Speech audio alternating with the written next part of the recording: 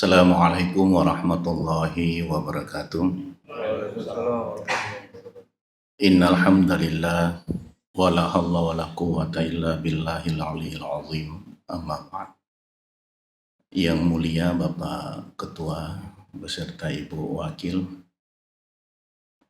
para pejabat struktural dan fungsional, Pak Panitra dan Pak Sekretaris yang saya hormati, jamaah yang dirahmati Allah. Alhamdulillah, puji syukur kita panjatkan kehadirat Allah Subhanahu wa Ta'ala. Pada kesempatan hari ini, kita masih dipertemukan dalam keadaan sehat walafiat, dengan harapan insya Allah sholat kita, puasa kita akan diterima oleh Allah Subhanahu wa Ta'ala. Salam dan salam semoga tercurah kepada junjungan Nabi Muhammad SAW, kepada keluarga beliau, sahabatnya, dan insya Allah sampai kepada kita pengikut beliau. Jemaah yang dirahmati Allah, dalam waktu yang 7 menit yang singkat, saya akan berusaha untuk memenuhi dan menggunakan 7 menit itu. Kalaupun uraiannya belum selesai, mau dan tidak mau harus berhenti di 7 menit. Jemaah yang dirahmati Allah, kita mengetahui dasar hukum. Kalau bahasa pengadilan, dasar hukumnya, kita tahu nas Al-Quran yang memerintahkan untuk melaksanakan ibadah puasa. Dalam nas itu paling tidak ada 3 ruang yang untuk kita kaji, kita laksanakan, dan kita evaluasi. Ruang yang pertama adalah kutiba alaikumus syiyam. Ruang yang kedua adalah min qablikum, dan ruang yang ketiga adalah la'allakum tattaqun. Kemarin Pak Ketua sudah menjelaskan yang ruang ketiga, la'allakum tattaqun. Dalam kesempatan ini secara singkat saya akan jelaskan yang kutiba alaikumus syiyam. Jemaah yang dirahmati Allah, kutiba itu asal kata kataba. Kataba artinya mencatat atau menulis. Kata mencatat, kata menulis dalam bahasa Arab disebut kata kerja, fi'il. Tapi ayat itu yang memerintahkan dan yang menulis itu tidak nampak eksistensinya dalam ayat itu, dalam konteks itu. Kita mengetahui pada adanya dhammah di awal, kutiba, adanya dhammah, pemahaman dalam bahasa Arab itu, kata dhammah itu pelakunya yang tidak nampak di dalam teks ayat itu, dalam arti fi'il majhul, artinya yang memerintahkan, yang melakukan suatu itu adalah tidak nampak orangnya atau wujudnya tidak nampak. Beda dengan ayat yang lain. Contoh, inna nahnu nazzalna dzikra. Nahnu itu nampak. Saya yang kata Allah, saya yang menurunkan Al-Quran, dan saya yang menjaganya. Tapi di dalam puasa tidak nampak. Kalaupun kita akan kasih nampak, maka kaidah bahasa Arabnya akan berbunyi kataballahu ya ayyuhalladzina amanu kataballahu alaikumas syiyam. Kataballah, nampak domirnya Allah di situ. Kalau kita mau nampakkan Allah dalam kalimat itu. Tapi ayat itu tidak nampak. Kenapa tidak nampak? Itu yang perlu kita kaji, itu yang perlu kita laksanakan, dan itu yang perlu kita evaluasi. Sepertinya kalau kita baca beberapa referensi, kenapa Allah tidak menampakkan perintahnya Allah di situ? Karena ternyata puasa itu sifatnya sangat identik dengan kemandirian, dengan jiwanya manusia. Kerahasiaan jiwa manusia, itulah yang poin yang pertama. Sebagaimana Pak Ketua menjelaskan kemarin, bahwa bisa jadi dari masuk kamar mandi, lalu minum air di kamar mandi, kemudian keluar kamar mandi berpura-pura seperti berpuasa, itulah yang dimasukkan dalam psikologi. Artinya apa? Bahwa puasa itu sangat rahasia sekali. Yang tahu saya berpuasa, karena mungkin kita satu kantor, yakin bahwa saya puasa. Saya yakin teman-teman berpuasa. Tetapi sesungguhnya yang yakin itu cuma sekedar formil de facto saja kita mengetahui itu. Tapi pada sesungguhnya hanya dirinya dengan Allah yang tahu. Itulah sinkronisasinya. Kenapa? Karena sifat manusia itu sangat susah untuk diterka dan sangat sulit kita melihat atau kita memahami karakter-karakter manusia. Sehingga di dalam beberapa referensi jika kita baca bahwa epistemik daripada Ramadan itu pada sesungguhnya adalah menekan sifat-sifat yang negatif dengan cara memasukkan sifat-sifat yang positif.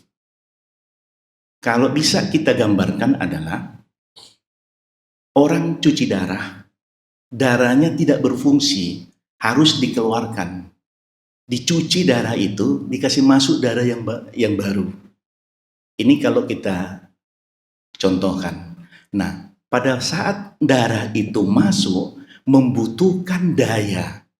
Darah itu sendiri adalah darah yang memenuhi standar kesehatan. Masuk untuk mengeluarkan darah-darah yang rusak itu. Ada potensi yang masuk di dalam situ sehingga potensi-potensi yang negatif yang ada pada diri kita hilang dengan adanya potensi yang masuk. Kata Rasul, 10 hari pertama kita masukkan dengan potensi 10 hari pertama apa ya? Rahmat ya dalam hadis Rasul. 10 hari pertama masuk potensi rahmat di situ. 10 hari yang kedua masuk potensi maghfirah.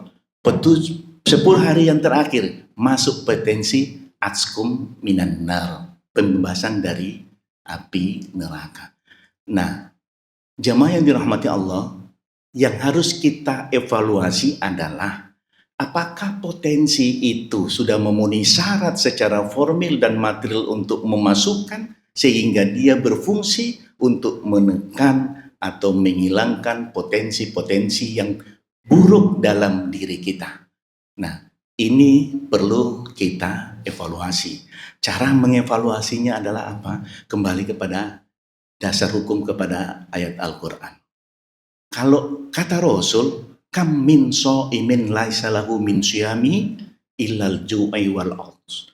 Banyak orang yang berpuasa, tetapi dia hanya dapat menahan, dapat dahaga saja, dapat lapar saja. Dia tidak mendapat pahala. Kenapa? Karena potensinya itu tidak sesuai, tidak memenuhi syarat formil dan syarat material kalau bahasa pengadilan.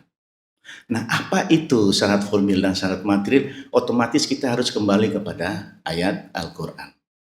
Kata Rasul bahwa apabila kita tidak melaksanakan puasa 1 hari untuk Ramadan, maka untuk menutupi 1 hari itu sepanjang 1 tahun kita berpuasa, maka maknanya atau faidah Ramadan itu 1 hari dengan 1 tahun kita puasa berturut-turut tidak akan dapat tertutupi.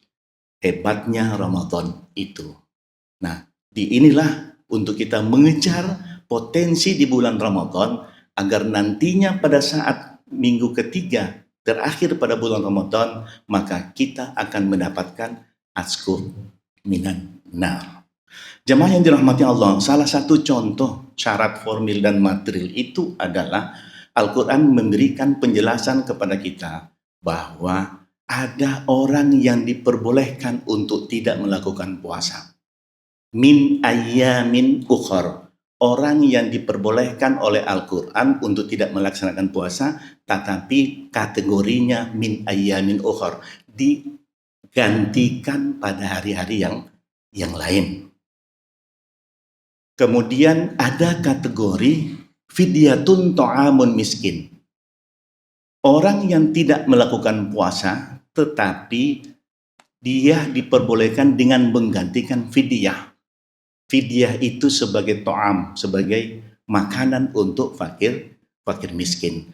Jemaah yang dirahmati Allah, dari dua kategori ini, jika kita memahami bahwa pada sesungguhnya Ramadan itu suatu keistimewaan tersendiri yang Allah berikan khusus kepada umat Islam saja, yang harusnya kita berebut di satu bulan itu agar kita bisa menjadi orang-orang muttaqin seperti yang Pak Ketua jelaskan hari kemarin. Jemaah yang dirahmati Allah, yang terakhir adalah dari dua kelompok itu, mana saja yang bisa min ayyamin ukhar? Siapa saja yang diperbolehkan untuk tidak puasa tetapi digantikan dengan hari-hari yang lain? Yaitu yang pertama, orang yang sakit. Tapi kata Al-Quran, orang sakit dan orang musafir, apabila dia mampu itu lebih baik, dalam ayat selanjutnya dari ayat itu. Kemudian perempuan khusus yang dapat haid setiap bulan itu digantikan dengan hari yang lain. Tetapi dalam fikih dijelaskan bahwa untuk menggantikan hari yang lain itu batasnya hanya 1 tahun saja. Kalau kita pinjam di bank bisa lebih dari 1 tahun. Tetapi kalau kita untuk menggantikan puasa itu batas waktu 1 tahun. Jadi ibu-ibu yang kemarin masih ada kurang, sudah tiba lagi Ramadan, itu harus dihitung 2 kali. Tahun kemarin ada berapa yang tidak tertutupi hutang itu. 1 hari misalkan tertinggal, keburu masuk Ramadan hari ini. Berarti 1 hari itu masuk dengan Ramadan ini. Setelah Ramadan ini kita harus menggantikan 1 itu menjadi 2 hari. Itu penjelasan fikih seperti itu. Kemudian jemaah yang dirahmati Allah, min fidyatun ta'amun masakin. Fidyatun menggantikan fidyah. Jadi yang fidyah ini adalah, kalau sekarang sih sudah tidak ada seperti itu. Pekerjaan yang memerlukan tenaga yang sangat full. 1 hari harus dia kerja. Tapi sekarang tidak. Semua perusahaan, semua pekerjaan mesti harus ada jam istirahat. Berarti mungkin yang itu sudah tidak ada lagi. Kemudian orang yang udzur, yang sudah mungkin sudah umur 90-an, hampir 100-an yang masih hidup, yang Allah berikan rahmatnya, itu juga masuk dalam kategori fidyatun ta'amun miskin. Kemudian orang yang hamil, kemudian orang yang menyusui. Jadi jika tahun ini dia lahir lalu menyusui bayi, itu kan bayi itu menyusui harus 2 tahun, berarti tahun berikutnya juga dia dalam posisi masih menyusui. Nah, posisi seperti ini fidyatun ta'amun miskin, diganti dengan makanan untuk orang miskin.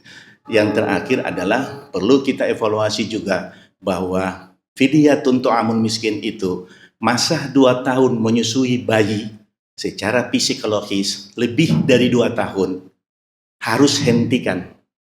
Kenapa? Dalam psikologi disebutkan jika bayi itu asinya melebihi 2 tahun akan menjadikan anak itu tidak mandiri. Dari kajian sosiologi hukum, apabila 2 tahun juga dia masih menyusui, maka kasihan bapaknya. Saya kira demikian. Terima kasih. Hadanallahu wa iyyakum ajmain. Assalamualaikum warahmatullahi wabarakatuh.